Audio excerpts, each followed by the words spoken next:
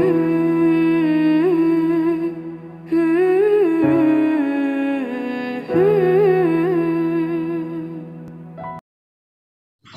warahmatullahi wabarakatuh. Assalamualaikum warahmatullahi wabarakatuh. Assalamualaikum warahmatullahi wabarakatuh. Perkenalkan, nama saya Muhammad Kriawaludin. Nama saya Monika Destaria Priyatna. Nama saya Adeyanto. Jadi, kami akan menjelaskan tentang azab berjumpa menurut syariat Islam. Untuk materi yang pertama yaitu tentang tata krama setiap perjumpaan. Yang harus kita lakukan ketika kita berjumpa dengan seseorang, yaitu kita harus tersenyum. Senyum tulus adalah bahasa tubuh yang menjadi ekspresi kegembiraan. Untuk itu, senyuman yang tulus akan membuat hangat pergaulan. Orang yang tersenyum dengan tulus, otaknya akan merangsang produksi hormon kebahagiaan yang banyak manfaatnya bagi tubuh kita.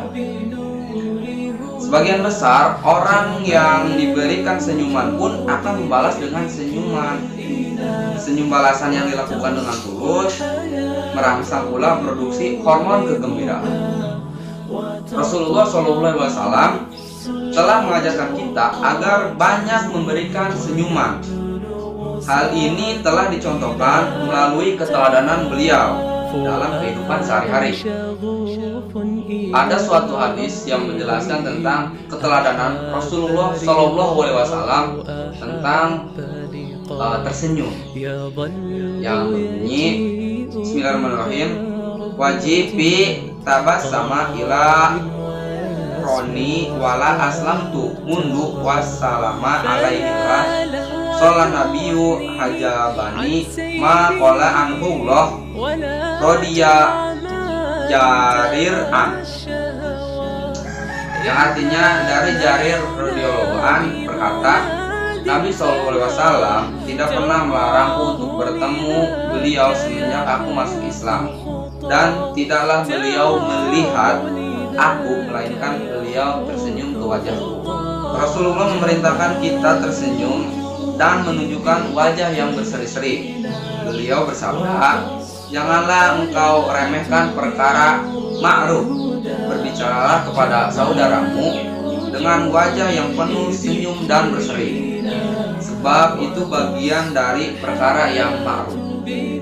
Untuk poin yang kedua, ketika kita berjumpa dengan seseorang, hal yang harus kita lakukan yaitu mengucapkan salam. Di antara hak muslim atas kita adalah memberikan salam ketika menjumpainya. Inilah hak yang harus ditunaikan oleh seseorang muslim. Poin yang ketiga, ketika kita bertemu dengan seseorang atau berjumpa dengan seseorang, yaitu berjabat tangan. Berjabat tangan merupakan amalan yang mula-mula diamalkan oleh penduduk Yaman. Rasulullah SAW senantiasa berjabat tangan ketika berjumpa dengan sahabat-sahabatnya. Abu Dzar berkata, aku tidak pernah berjumpa dengan beliau kecuali beliau menjabat tanganku. Suatu hari beliau mengutus utusan kepadaku saat aku tidak ada di rumah. Ketika kembali ke rumah, aku diberi kabar bahwa beliau telah mengutus seseorang utusan kepadaku. Maka aku mendatanginya saat beliau berada di atas pembaringan, lantas beliau memelukku. Maka pelukan itu lebih indah dan lebih indah. Amalan berjabat tangan juga dikerjakan oleh para sahabat, khususnya pada saat saling berjumpa.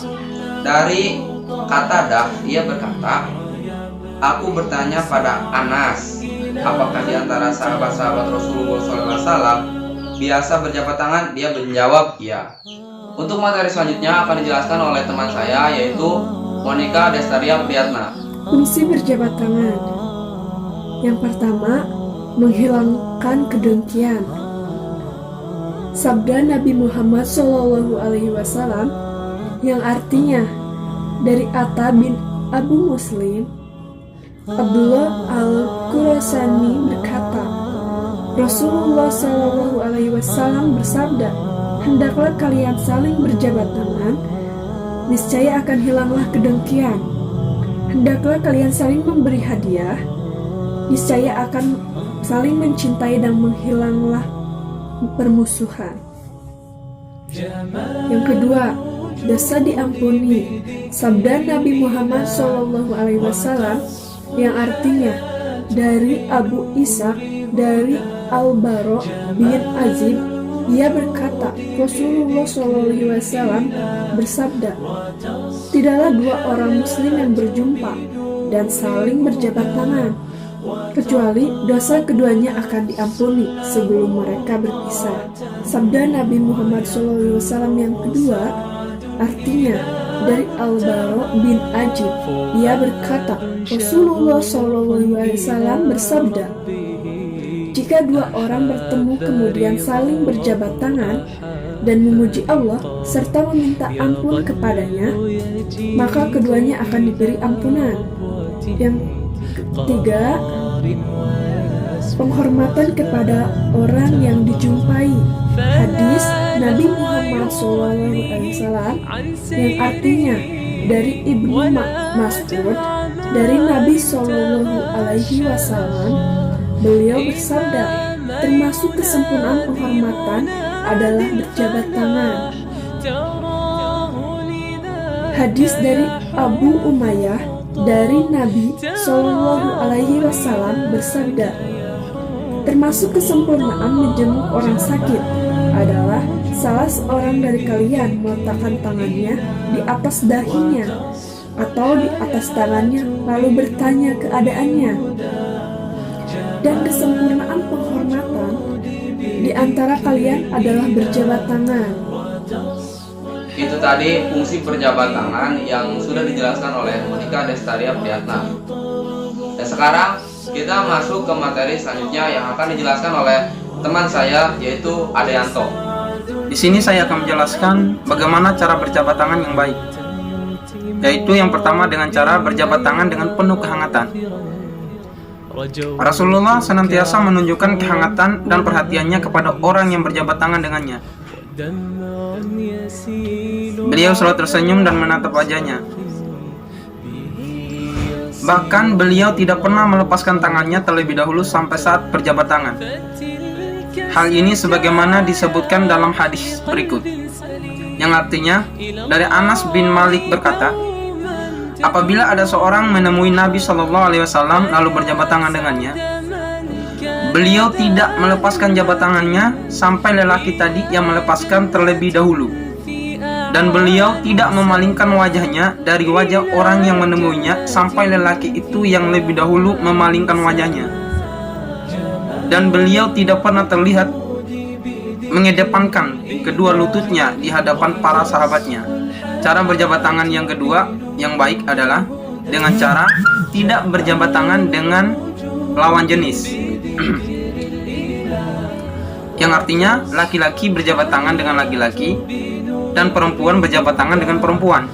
Sebagaimana disebutkan dalam hadis yang artinya dari Aisyah RA, ia berkata, Nabi SAW membaiat perempuan cukup dengan lisan atau tidak berjabat tangan. Dengan ayat ini untuk tidak menyekutukan Allah dengan sesuatu apapun sampai akhir. Kata Aisyah, tangan Rasulullah SAW sama sekali tidak pernah menyentuh perempuan selain perempuan yang beliau miliki atau istrinya. Dari Asma binti Yazid bahwa Rasulullah SAW mengumpulkan para perempuan kaum muslimin untuk berbaiat. Maka Asma berkata kepada beliau, tidakkah Tuhan mengulurkan tanganmu wahai Rasulullah?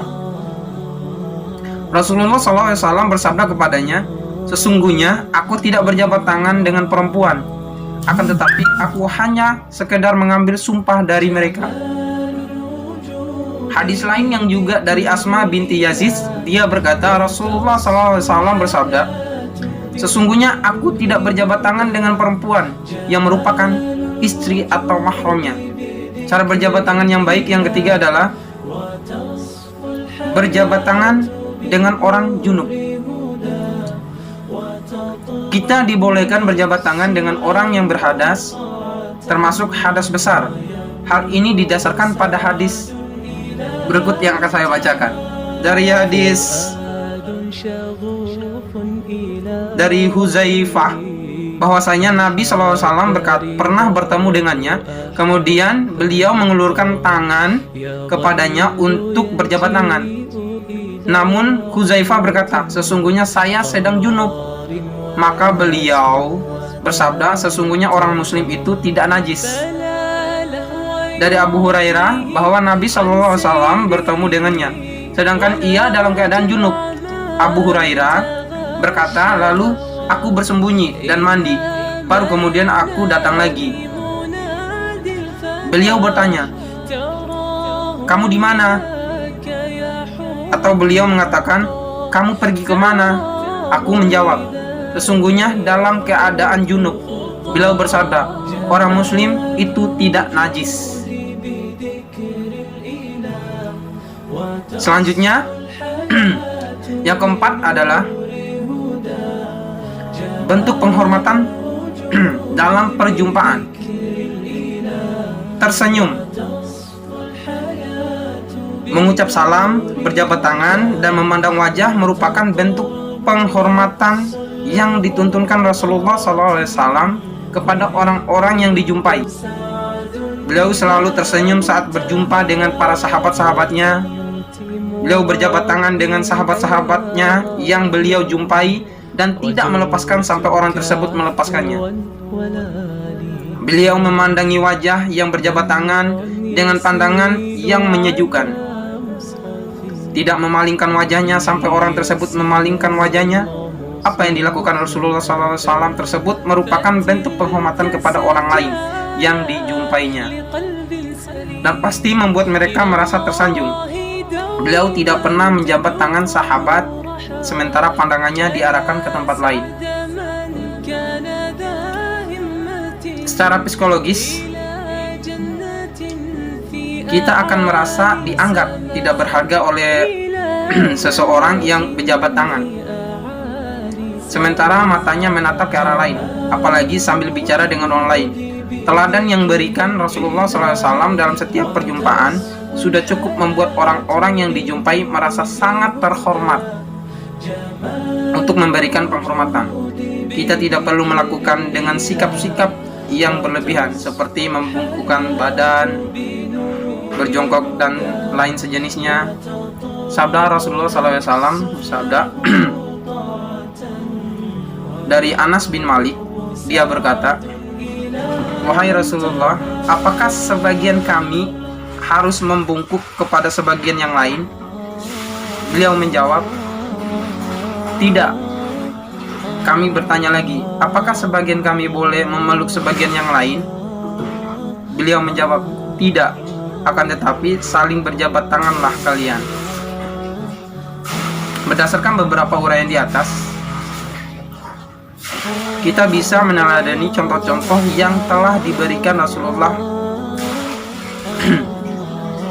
untuk kita semua. Marilah kita jadikan setiap pertemuan dengan orang lain sebagai peristiwa yang menyenangkan. Dalam setiap pertemuan, mari kita biasakan selalu tersenyum, berjabat tangan, bertegur sapa dengan kata-kata yang baik, saling memotivasi, dan memberikan penghormatan terbaik. Insya Allah dunia akan terasa luas dan kita akan menjadi bahagia. Dari apa yang saya jelaskan di sini, kita bisa mengambil kesimpulan bahwa berjabat tangan dengan baik itu sesuai sunnah Rasul, yaitu berjabat tangan dengan orang lain dengan menatap wajahnya dan ditambah dengan senyum dan kata-kata yang baik. Jadi itu cukup membuat orang yang kita jumpai merasa terhormat. Itu tadi penjelasan dari kami tentang azab berjumpa. Kurang lebihnya kami mohon maaf. Wabillahi taufiq wal hidayah. Wassalamualaikum warahmatullahi wabarakatuh. Terima kasih.